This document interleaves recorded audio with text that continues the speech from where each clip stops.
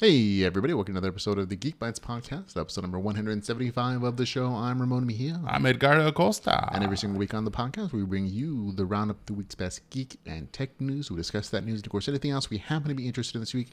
And a great big shout out to everybody who's watching us live on Facebook as we're recording this. Feel free to jump in the conversation and let your comments be heard. We're more than happy to read them off and answer any questions you have on the show. But this week in geek news, we have the latest on Shaggy petition.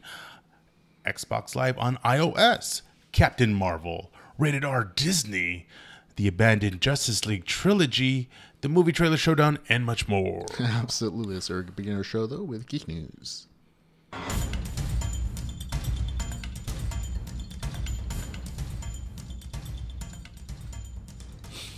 feel like I should have given you a straw. I forgot how jingly ice is on a podcast.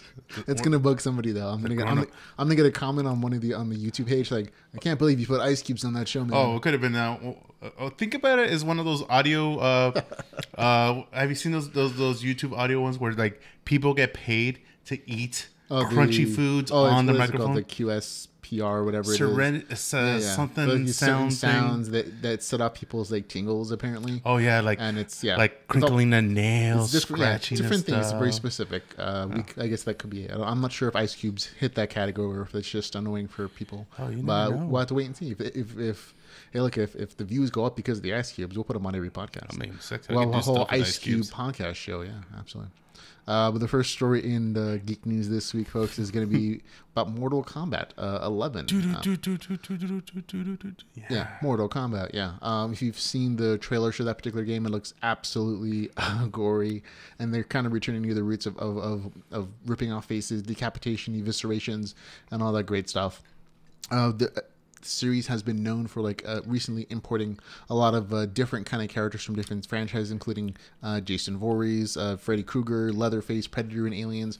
All the characters showed up in recent Mortal Kombat video games. The latest petition to add a new character has received over 300,000 signatures, but it's for, wait for it, Scooby's best friend Shaggy. That's right, Shaggy, the hippie dippy character from the Scooby-Doo mystery show, has apparently recently gotten like a gigantic boost in popularity thanks to a recent section of the latest movie, which shows like Shaggy kicking butt and taking names, and the internet has kind of gone over the place, including like fans doing screenshots and we're showing one on the video version podcast now. So it's not the legit game of Shaggy kicking butt of other Mortal Kombat characters, and it's actually, this is one of the things like, well, they kind of make sense that fans would kind of want this because one, this is just kind of a fun meme that actually would boost Mortal Kombat sales, but also Warner Brothers owns Scooby-Doo and Mortal Kombat. So it's very much in the realm of possibility that this kind of thing could happen. However, this week, the producers of Mortal Kombat 11 have officially said that it would not be including Shaggy. According to the Lansdowne, the CEO of NetherRealms, the company that is making Mortal Kombat 11, says Shaggy will not be in the game at all ever. Sorry, dead meme. No Shaggy in Mortal Kombat 11, which I think again is a missed opportunity, but that is their answer currently. But what do you think? Come on, they would have gave it a shot, an opportunity at least. Oh yeah, I just saw this. Yeah, one. this is we're actually playing on the video version. A fan created anime opening in Shaggy, including like anime music. Yeah, the music. We'll play it for a second. Hopefully YouTube won't catch us, but. It's just like this, like super, Naruto. Think of it like music. Super this anime inspired. Like Shaggy's the super overpowered hero, and he's doing a bunch of weird things. And I was like, yeah, this is definitely made the rounds this week as well, because it honestly makes perfect sense when you think of that particular fight scene and some of the other cuts they made. Like, oh, this is kind of interesting, to be honest. That made me laugh so hard right now. Just Naruto, the running scene. You have different characters from Naruto popping up as villains, and and then. Yeah, it totally carries over, and I swear they've had other versions. Yeah. They've had, like in the comics, it's totally acceptable because they've had post-apocalyptic version of the Scooby-Doo friends. They've had other crossovers that they've had in the Scooby-Doo universe. They've had crossovers with Batman. They've had crossovers with the band Kiss. They've had crossovers, not counting the old I think this cartoon series originally came around the 70s, if not 80s. Old Hollywood actors and actresses making cameos. Yeah. One of my favorite ones is Don Knotts. Yeah, that's my personal favorite. But even Mortal Kombat itself has had quite a bit of a characters, not only for the horror ones, but since they also did the game mechanics and whatnot for the what's it, Gods Among Us Justice game? Yeah, there's like these different cameos. Yeah.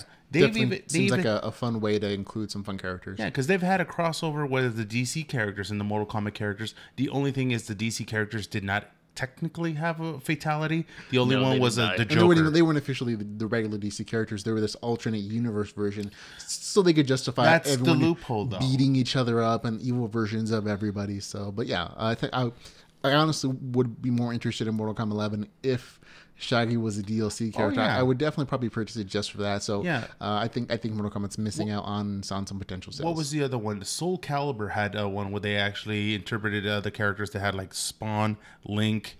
At the time, they even had Star Wars. They had Yoda. Darth Vader.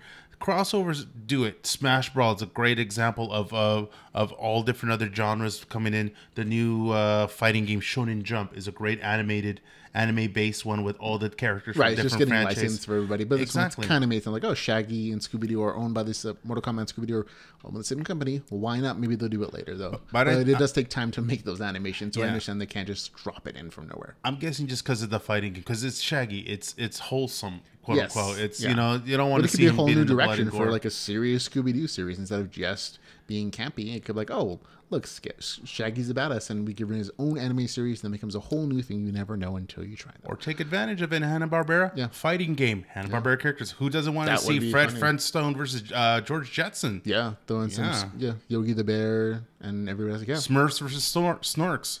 Yep. Oh yeah, there's so Combat much. galore. They're missing out. Yeah. Speaking of trying, Microsoft is trying something new. Microsoft plans to expand Xbox Live to their other platforms, including the Nintendo Switch, iOS, Android.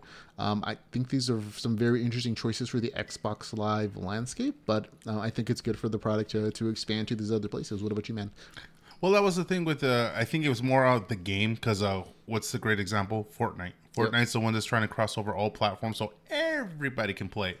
Now, as for the branding, I'm not sure if you're going to be able to play, let's see, great example, Halo on your Switch. But I think you could probably play the original Halo on the Switch. I think the hardware would be useful, but I think we're more along the lines of like, oh, Xbox streaming games, like downloadable content, or even just like cross-platform, like, oh, you have a version of the game, we have the same version.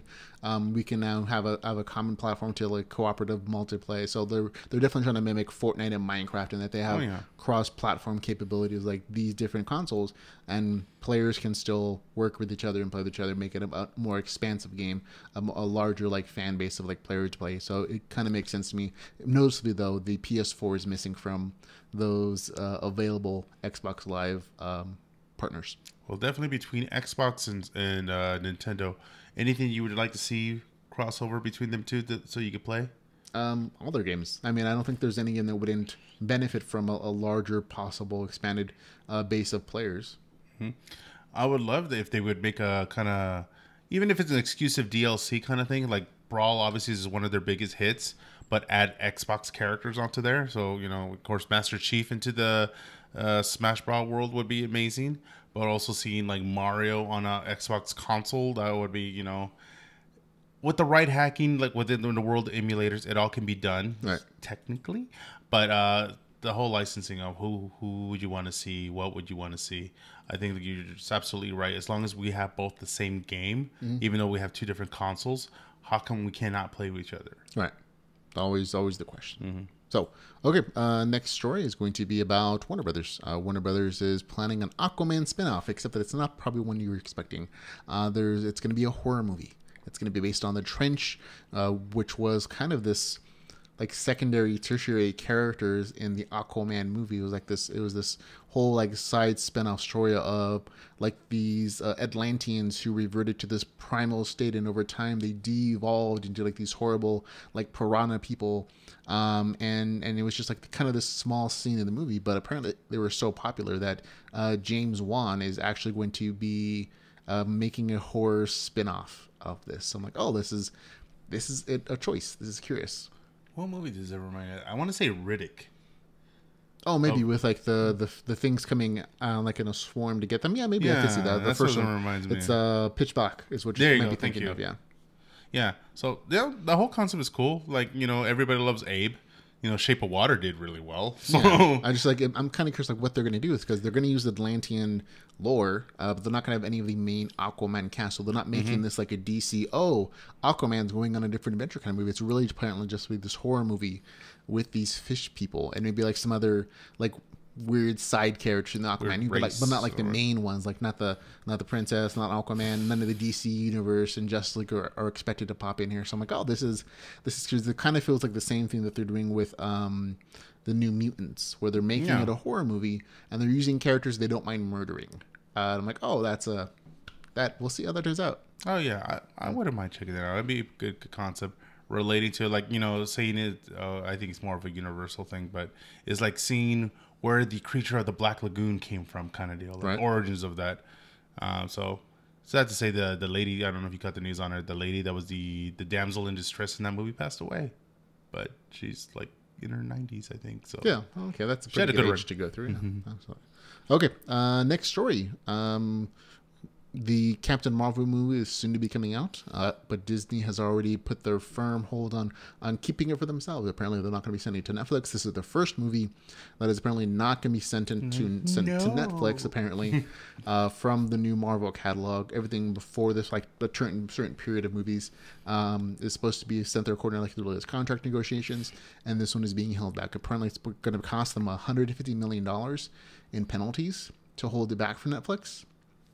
And that's just that one movie. Yeah, because Netflix and Marvel and Disney have this contract where there's like after a certain period of these movies, like all the Marvel movies are showing up on Netflix as during part of the contract. Period. Yeah, it is. Oh, that sucks. And so Disney's essentially breaking that contract, and it's going to cost them $150 million easy. And drop in the bucket for Disney. Come on. Yeah, and Disney essentially CEO Bob Iger basically says like, oh no, this is important for us because we are investing in our own streaming network, and this is going to be one of our flagship movies that we're keeping for ourselves.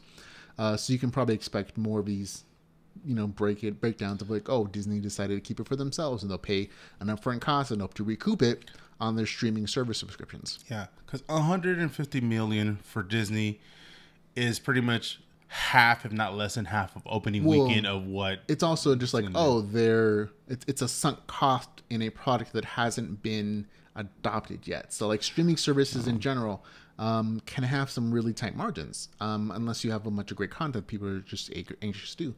But you look at DC Universe, they're not doing amazingly well. That's a streaming service thing, and they have a whole background catalog of stuff as well. Sure, Disney has better content. They've been doing content for years as a cable television programming.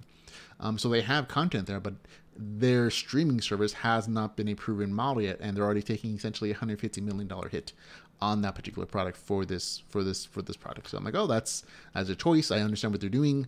I'm like, if I was an investor, I'm like, oh, okay, that's a decision. Worst case scenario, like they'll lick their wounds and they go like, I'm sorry, Netflix. Disney can definitely absorb the loss if the whole thing tanks. Like Disney has billions and billions of dollars, so it's not like they're going to hurt it, even if the streaming thing entirely, tanks. I don't think it will, but this will make it harder for them to be profitable in their first few years, I think. Yeah, the whole exclusiveness, because they got Pixar, they got Marvel, they got Star Wars. They got, of course, their own Disney. They got the Disney and they're classics. Definitely creating new content. I think that's the thing that's going to help them. I don't know if they're creating enough new content to make people turn away from cable television, make people just like do that instead of, to the streaming service instead of Netflix, instead of whatever else. So I'm like, I'm curious to see what kind of new content they're coming out to entice users, because it's not just about getting users, it's also keeping them month after month after month. And to do that, you have to be giving people regular new content, especially in the age of like, oh, I can just like flip over to Netflix and binge watch 12 seasons of Friends or whatever. They got enough content, yes, for sure. We talked about this, like anything that you would like to see. I say with me, they got plenty in the Disney vault they could bring out, but I want to see, because other than what's their Disney Now. I think it's Disney Now. It's their little app that you can see some of their old stuff on it, but it's not the official Disney Plus app or service that's supposed to be coming out. So right now it's just a waiting on game because Star Wars was the Mandalorian thing. They're doing the Mandalorian Chronicles and also a separate one for one of the characters from Rogue One, like his prequel story before he gets murdered or dies in that movie. So it's supposed to be like this smuggler kind of story. But they're definitely doing original content for Marvel. They're doing it for Star Wars as well, for all the properties. They're doing the Loki franchise, Scarlet Witch, and all those other like secondary characters. They're like, oh, those aren't real superpowers. It's cheaper. They gonna pay those stars less, and apparently, like it has been from Tom Hiddleston is actually starring in the Loki film, in the Loki television series they're developing, but also secondary series to Star Wars, and they're kind of doing the same thing that CBS and all the other streaming apps are. Like they have intellectual properties, and they're investing in series and content for their new streaming services, hoping that people are essentially going to either jump ship or add these other platforms to their current streaming bundles. Like, oh, it's a kind of a wait and see prospect because for a lot of other people like CBS and for Hulu to a degree, but also mostly for like DC Universe, those original content were kind of options. They're not really seeming to be enough because they're just like one or two series, maybe once every 3 months, and you can binge watch the entire series in like a couple of days, and then what like, else people you get got bored. Yeah, exactly. Done. And so you have to constantly be filling with the whole variety of stuff, and that's essentially what Hulu, I think, and Netflix have learned over the course of the years. Like it seems cheaper to like instead of licensing things all the time, but also just like making your own stuff and hoping it lands and having like this whole wide variety of things that are going to catch people's attention and keep them subscribing to you month after month after month. It's definitely a relationship. How are you going to keep me interested? Yeah, and that's do what weird they're things with your butt. Basically. Yeah. So there you go. Next story, more Star Wars. Star Wars here is going to be. This is a recent information from the internet, so it might be true, might not, but the title film of the next Star Wars is apparently going to be Balance of the Force. It's kind of a little bit of a spoiler. I'm not really telling you much about it, but apparently people were trolling through the code for the Star Wars website, and somebody found this information like, hey, that's not supposed to be there, and so they let it out loose on the internet to let you know. I hope it's an intentional joke or something between the filmmakers or whoever creating creative team on that, and like let's give them a little niblet of something and let them go crazy on what they think it might be. It likely is. It kind of references like, oh, remember Luke was supposed to bring back the balance of the Force, whether he did or not before he died, or maybe he's going to be leading Rey into fulfilling that particular Jedi prophecy of bringing balance to the Force. And spoilers, if you saw Last Jedi, no more Luke. No, he definitely dies, but he's coming back as like this ghost. Force Ghost. Yeah, Force Ghost. And that's fine. Nobody really cares. Yeah, as long as you get to see more Skywalkers. No. The purple background thinking, in my mind, the only person, quasi-character that had a purple lightsaber was Samuel L. Jackson. Yeah, right. So do you think him coming back, if Luke Skywalker comes back as a ghost, why not? I think they're actually also planning to have try to get Hayden Christensen, Anakin Skywalker from the prequels to come back as a ghost. As well, so I'm like, so Darth Vader is going to come back as a ghost, but as young Darth Vader, the younger looking one. They can't. No. Yeah, they can. Why not? No, I was going to say they can't use the original, like little baby Anakin. I don't know if he's still doing jail time. In real life. It would have been like the Darth Vader from like episode 2 and 3. Oh, okay. I was going to say that version of the character. Yeah. So we'll have to wait and see. But yeah, there you go for Star Wars news. Also, in talking about Disney, lots of stories there this week. Marvel fans have worried recently that with Marvel's acquisition of Fox property, Fox movies, that all those Fox things with the X-Men and mutants and is supposed to be dead. Apparently, according to a recent shareholder meeting with CEO Bob Edgar, noted that Disney does plan to continue Deadpool. They're just going to be making it under the Fox umbrella, and so apparently Disney's not stupid, and they're not going to throw away a perfectly good money-making franchise like Deadpool, the X-Force, or any other number of properties. So all those things that have about to be canceled or put on hiatus, they may come back at some point. But the CEO, Bob Iger, said, yeah, definitely, we're planning to do Deadpool, keep it R-rated, So it's going to be like this, all the things people like, because they don't really care as long as they're making money. They're just going to do it under the Fox title name. That was the biggest thing everybody was afraid of. Like, what about Deadpool? Because he's R. No, there were a number of properties that people were like, oh, what are they going to do with it now? Like all the X-Men films, all the, all the other things that are in property, the Kitty Pryde movie, the Gambit movie, all those things are kind of up in the air because they weren't filming. They had to have casts really set. They were still in pre-production. And with Disney buying them, I'm like, oh, what is going to happen here? Yeah, because the worst case scenario, even if they had to like dump everything that they did by Fox, they do have Touchstone Pictures and Hollywood Pictures. That's where their other little loophole on how Disney can put out rated R material. Not Disney, technically, it's just a subsidiary of Disney or somebody else. But yeah, so I'm happy to see that Deadpool's going to continue.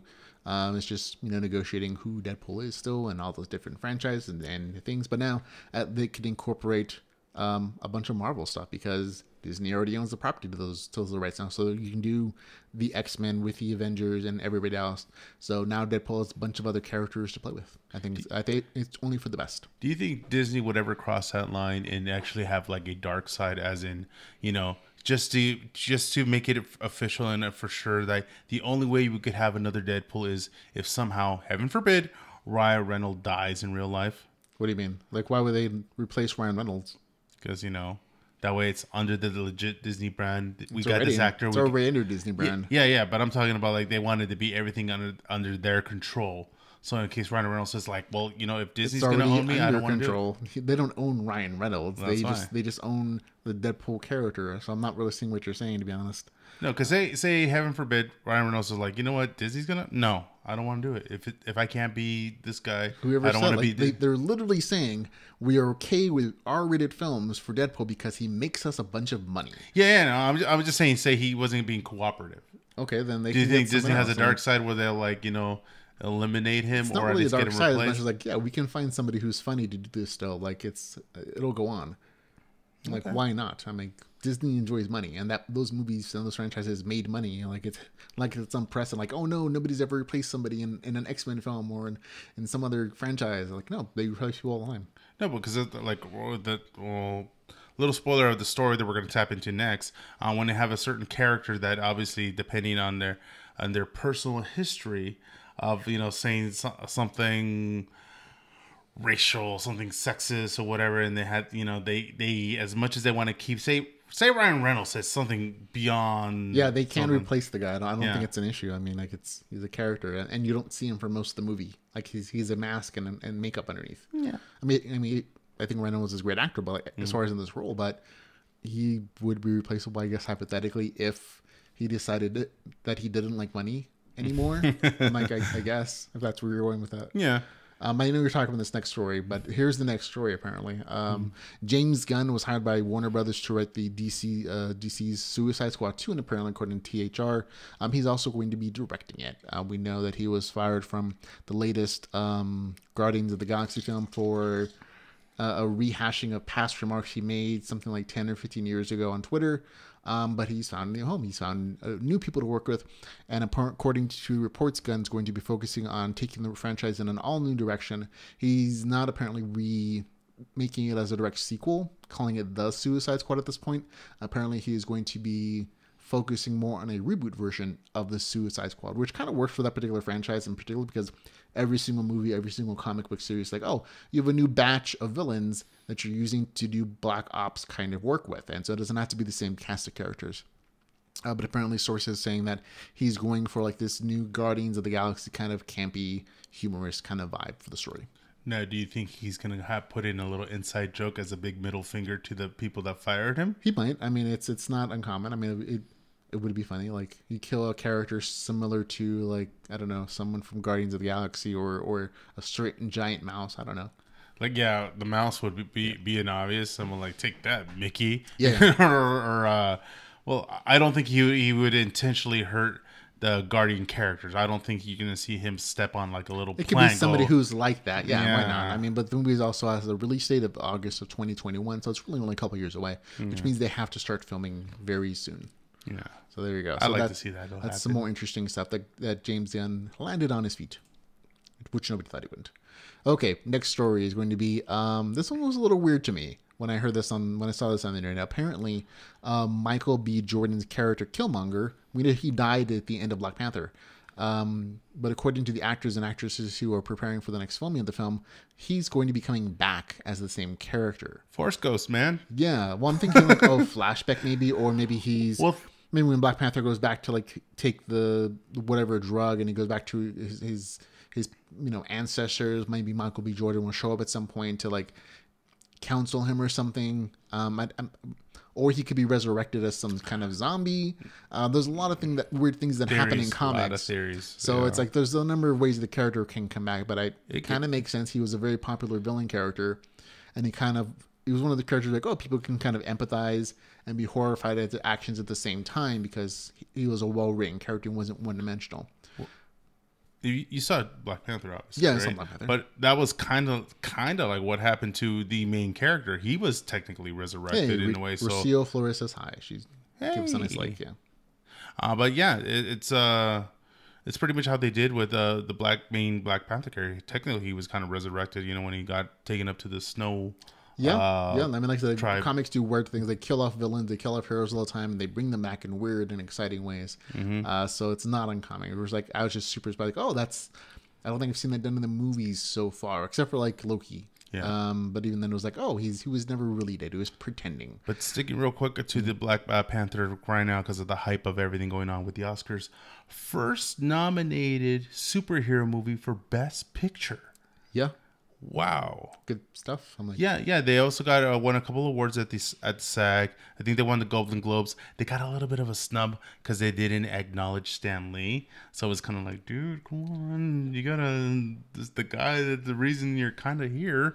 But it's understandable. I'm like, okay, I guess. What do you think? Do you think prediction wise? Do you think it has a chance? Yeah. There's a lot of popularity behind it.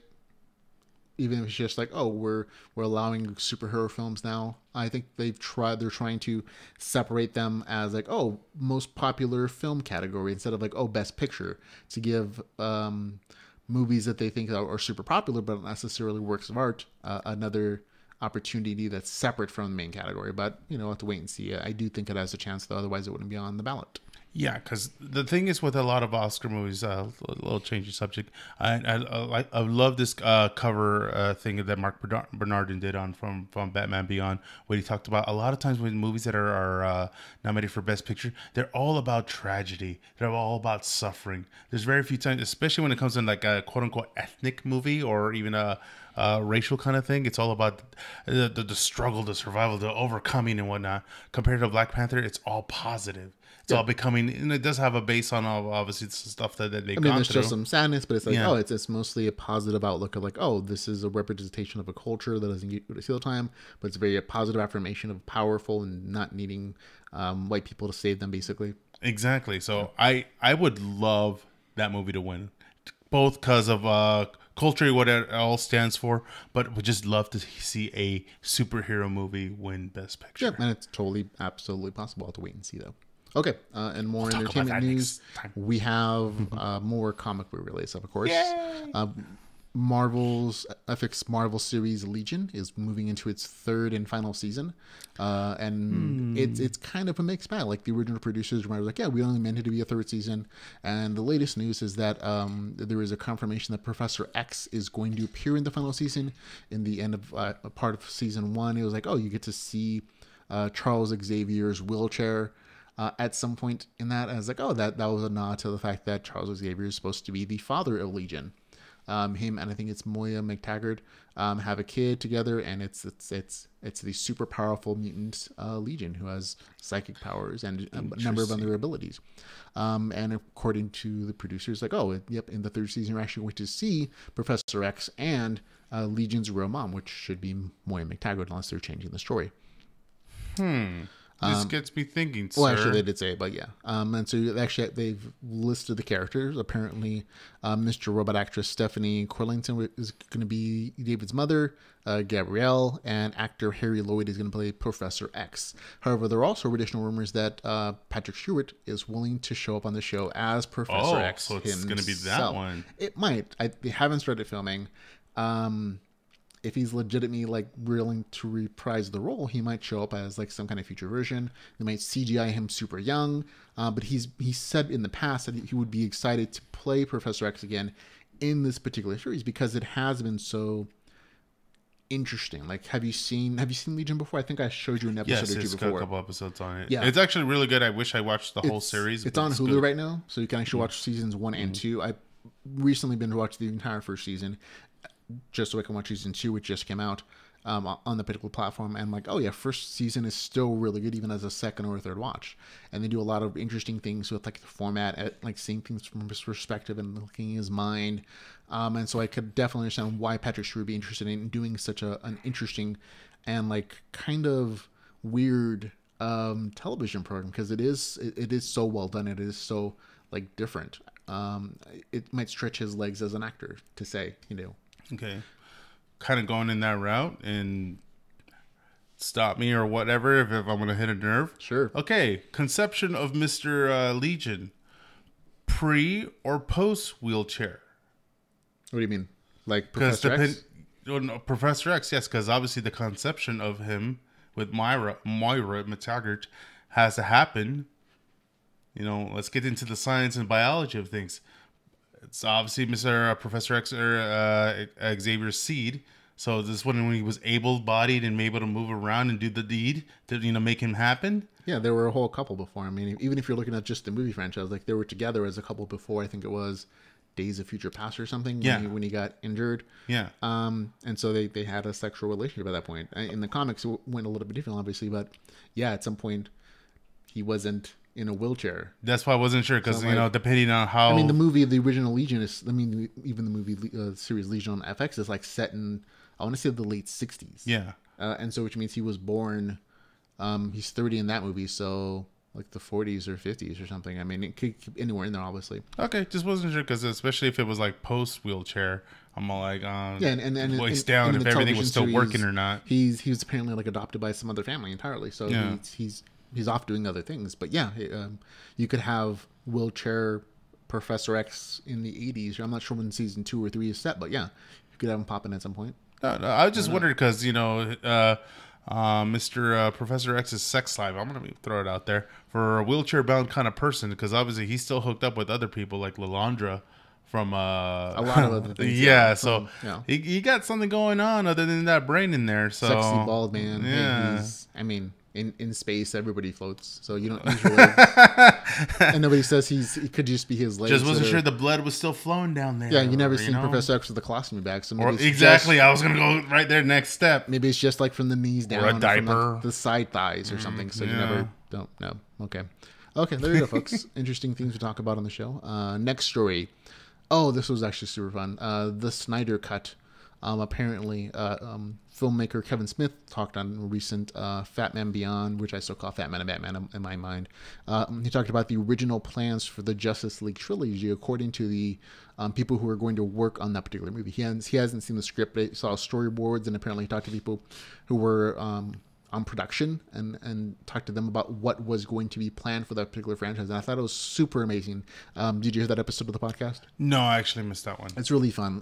The folks over at Slash Film did a quick summary of Kevin Smith's words and made it an article. We'll link to if you want to watch that or check it out. But I definitely encourage you to listen to the original Fat Man and Batman episode where he's talking to Mark Ramon about, this is what these people told me. Apparently the original version for the Justice League, was it movie 1, was basically what we saw. They're originally going to add the last scene where Steppenwolf goes back by a boom tube to the planet Apocalypse, but you get to see Darkseid there, and we've actually seen some rough CGI versions of that particular scene, and he looks pretty darn amazing. So that was originally supposed to be part of that particular first film. Then in 2, actually I should talk about this first. Apparently in the original version of Justice League, there was supposed to be the Green Lantern there, was supposed to help beat off Steppenwolf. When Alfred is talking about, the mysterious figure, I'm glad you got her in time. Apparently that original scene was shot with like a bunch of green light, and it was supposed to be the Green Lantern and not Superman that he was happy to see come back and come back in time to help defeat Steppenwolf. Then in Justice League movie 2, it was supposed to be a cosmic fight where the entire Justice League goes to Apocalypse, including the Green Lantern Corps, and they fight Apocalypse there. Unfortunately, at the end of the movie, they're supposed to have lost. The same way that it's a bad ending for like The Empire Strikes Back or Infinity War. And then in the third movie, they're supposed to be fighting back on Earth on a destroyed Earth, where Apocalypse apparently is won, and they're supposed to fight Apocalypse for the final battle for the fate of the Earth, and it's supposed to be this whole thing. So like, this summary sounds really good actually. I would have loved to have seen that trilogy. Yeah, because I did watch the Justice League one, and of course they did show technically a Green Lantern. Yes. Which I was like, oh! Just in like the prequel, like, oh, in the past, the heroes that got together to fight Apocalypse. Yeah. Now, the only debatable issue would have been like, which Green Lantern would it be? Would it be Hal Jordan or John Stewart? They would have gone Hal Jordan. Yeah, they had to go the original. Because they hadn't established that there's anyone besides Hal Jordan yet. Yeah. But it could have been anybody. It could have been any Green Lantern if they're just showing up for a cameo. Like, oh, yeah, we're responding to the Earth's call for help.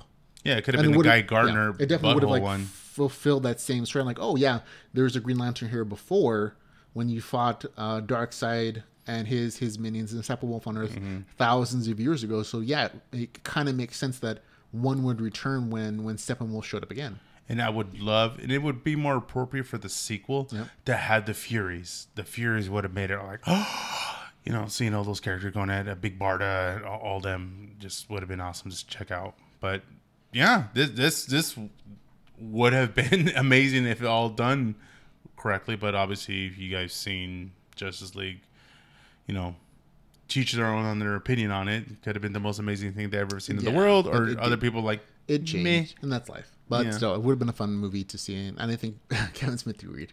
Oh yeah.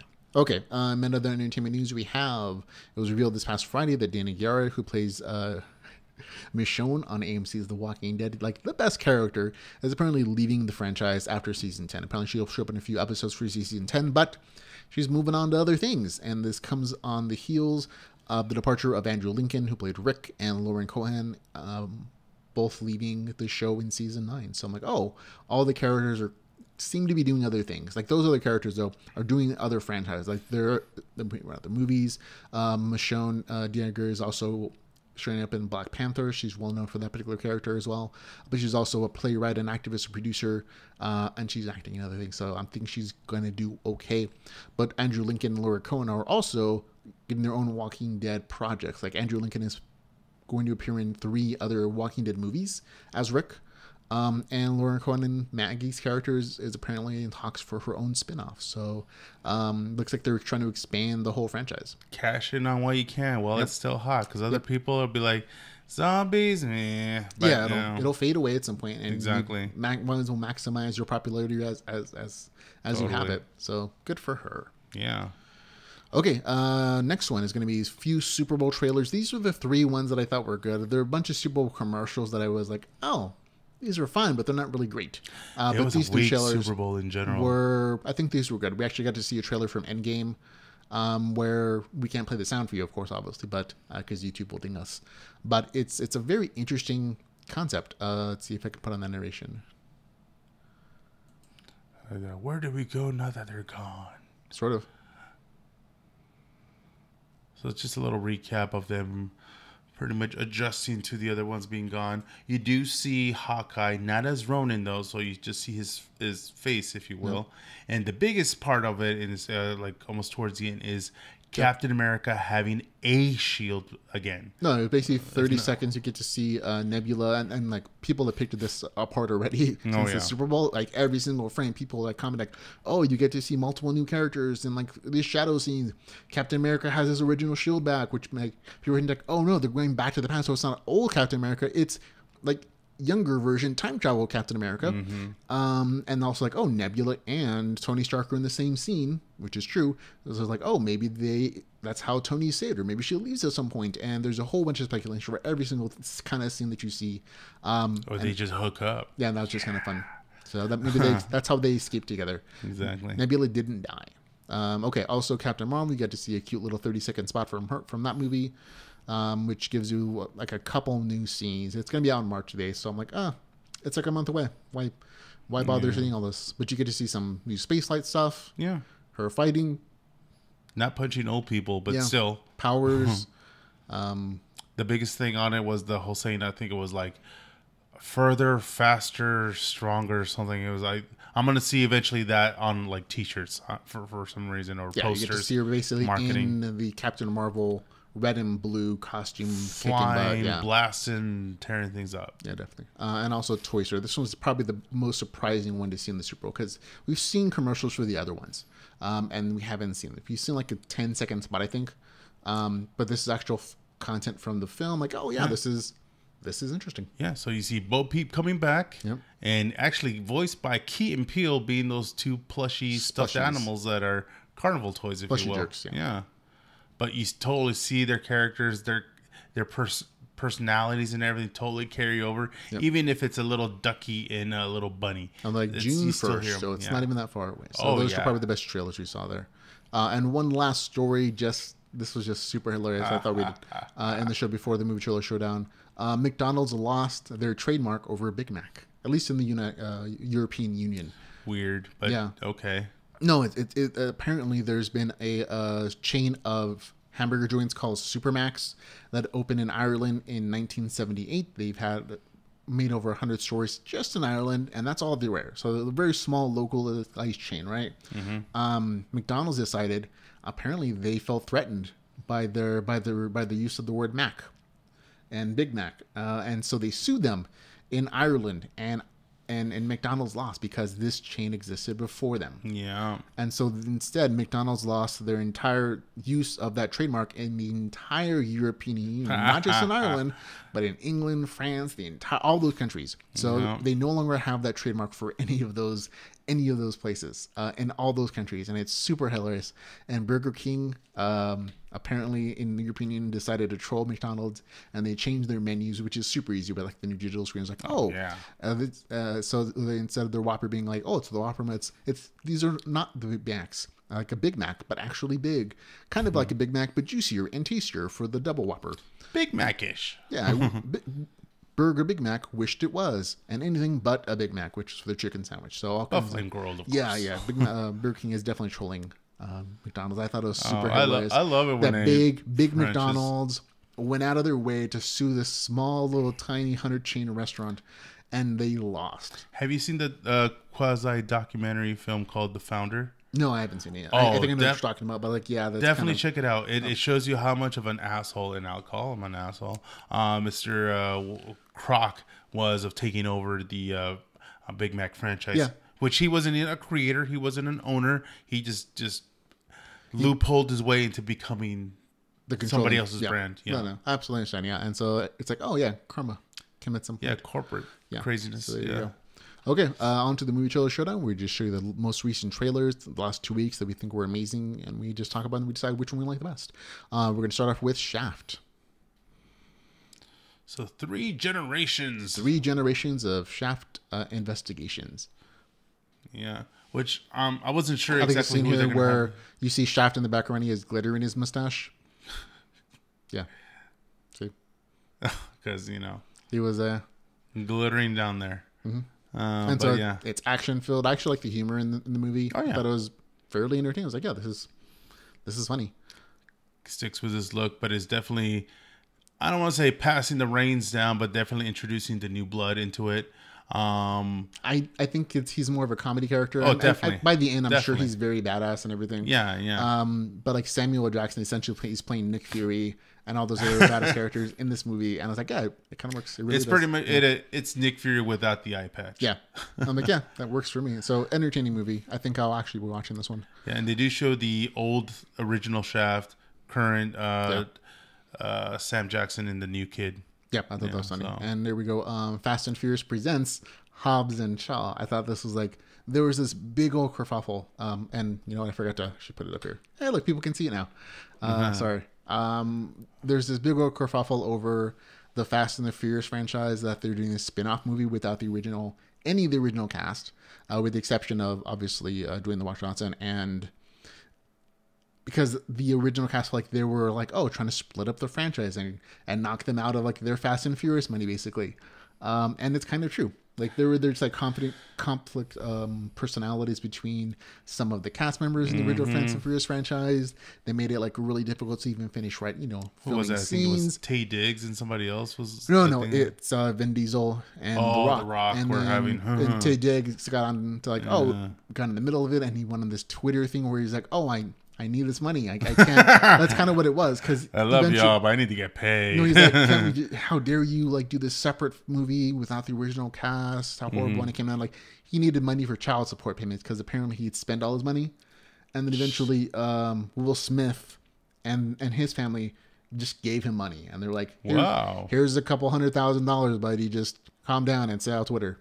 And yeah, make himself look bad. Yeah, no, kind of. Anyways, but this trailer looks really good. Looks like an interesting buddy film. Like you don't really need the Fast and the Furious name The Rock to this, alone, but I mean, it'll definitely add. Yeah, John Statham alone are amazing. They're megastars on their own, making their own movies. Yeah, which is kind of what they realized. Like we don't really need any of these other guys. We can do our own thing, and it can be super entertaining. I mean, they have Idris Elba in there. Oh yeah.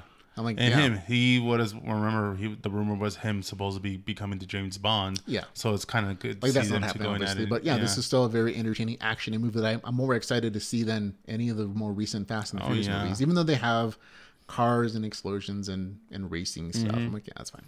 The only difference, you won't have to deal with the soundtrack. Okay, next is Doom Patrol, which is a full-on thing after the trailer. Brendan Fraser, I'm glad he's working again. Yes. But he's, even though he's in a full-bodied mechanical, he's the voice prosthetic. Yeah, he's just the voice. But I'm glad to see him still work. Because last time I saw a film of any picture of him. Yeah. And again, this is another DC Universe show where they're like, oh no, this is an exclusive show for DC Universe. Again, it's not. I don't think it's going to save the thing. Exactly. This is just going to be pirated and shown other places. But still, it's a very interesting concept. I like the idea of another superhero show. This one's a little more gritty and in a second tier. Yes. I think that's the third version, not counting Superman's and all that, where they had another lead. Well, I want to call him the lead character, but main character on there, Cyborg. Yeah, Cyborg. Because there's been the movie version, there's the Teen Titans version, and then there's this. Patrol, yeah. So 3 different actors, right? Yes. 3 different actors, 3 different versions of the character. Yeah. Yeah. Next one is LA's Finest, which is the spinoff for Bad Boys, the television version. I actually thought this whole thing was dead, but apparently they went ahead with it, and they're just calling it LA's Finest instead of Bad Boys, the TV girl version. So definitely an LA movie. They do reference in the trailer. Oh, we're gonna go bad girls on these people. It's Jessica Alba and Gabriel Union. Playing as 2 female cops who are willing to do what it takes to catch the bad guys, including like guns and hurting people and very bad boys kind of stuff. Ramon kind of got upset with me when I confused Jessica Alba with the chick that played Faith in the Buffy series. Yeah, I'm like, no, those are very like they don't look anything alike. Girls. I'm like, yeah, but that's just our little inside joke on it. But yes, Jessica Alba, I'm sorry, I can't really take her as a hardcore badass. Like I've seen her in things like even in Sin City and everything else. But she's not exactly, bullet strong kind of chick. No, she's not. She doesn't have this super aggressive, beat you up kind of character, and it's just based on the girly character she's played in the past, which is fine. But maybe this might be the way she changes her character and her public perception of what she can and can't do. So I'm like, it might work out, might not. We'll have to wait and see. A lot of people in the chat room are like, yeah, it looks like it's Lethal Weapon, but with female women.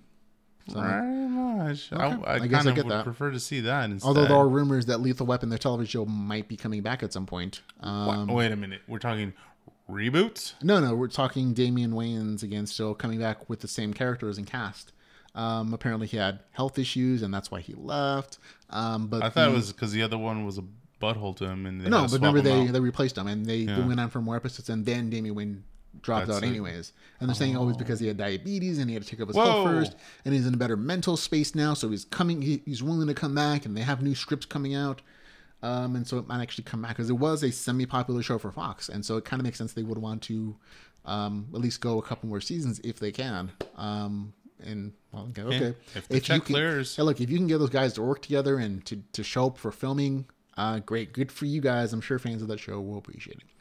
Last trailer, I think this is. Yeah. What We Do in Shadows. In the Shadows. This is actually an FX television version of there's a movie version that this is based off of, and the Johnny Depp one, right? But it was also based on an older from writer Jane original Clemente and director Taiki Waititi from Black Panther. And so this is it. And so it's premiering on FX in March 27th. And so it's kind of this parody comedy of like what a modern vampires would be like in our world, and it's this mockumentary style approach to it, to the whole vampire thing. Yeah, I was joking it as a comparison of like Office Space and like Interview with a Vampire or something like that. Yeah, it's like, oh, you have a camera documentary crew following you. That same style of television production and comedy. And they have what was it called? There's a name for it. When the confessional, the confessional thing, like I can't stand what's his name. How come he's a butthole or whatever kind of deal. But yeah, I wonder what their names are. I hope they use the name like Lestat or something. Yeah, I'm sure they're making fun of people and stuff. And I like there's a lot of the role play. They are LR. Was it LARPing? LARPing, yeah, the LARPing folks. Oh, yeah, it's so good. So yep, fun stuff. Okay, so we lose our trailers this week. We got 5 ones. Which one did you like the best, man? Out of those, not counting the Super Bowl ones, Hobs and Shaw. I think that was definitely one of the better ones. It's a total guy movie. Yeah, it was definitely interesting to see. I actually agree. I think Hobs and Shaw was the best one. Secondary, Shaft. It just seemed like it was a nice, interesting, funny take to that franchise. I'm like, oh, that works for me too. So good, guys. I think that's the end of the show, folks. We have our 2 winners, Hobbs and Shaw and maybe Shaft. But that's it. Thanks for hanging out with us, ladies and gentlemen. If you want to support the podcast in any way, shape, or form, find all the ways to do so at geekbytespodcast.com/support. Excellent. And thanks for listening and watching, folks. For Geek Bytes Podcast, I'm Ramon Mejia. I'm Edgardo Acosta. Remember, folks, till we can hang a name, remember to go geek out about something. Goodbye, everybody. Bye.